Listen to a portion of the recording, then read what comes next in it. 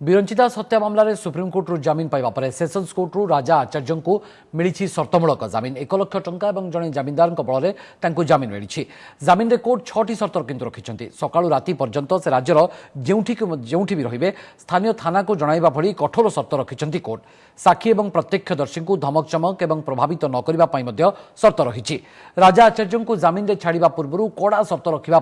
पूर्व sessions court को commissionerate police पक्षर अनुरोध कर विरंची पत्नी को सुरक्षा जोगाई देबा को कमिशनरेट पुलिस निष्पत्ति नहीं सर्त रही कि से क्या टेरराइज करें कंप्लेन को टेरराइज करें तापर रहा कि से कंट्री बाहर कुआड़े जीवन पासपोर्ट से कनसर्न कोर्ट डिपोजिट करेंगे आउ से जो जी से कनसर्न पुलिस स्टेशन से जनइबे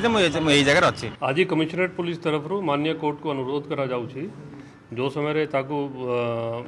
बेल को विचार को नियाजिबो से समय केतेटा स्ट्रिंजेंट कंडीशन इंपोज करने आम रिक्वेस्ट करूँ मो आग्रह भी कही पुनः मु रिपीट करुँची लोक मैंने भयभीत होगा दरकार नुहे जो मान को किसी भयभीत फिल करुँच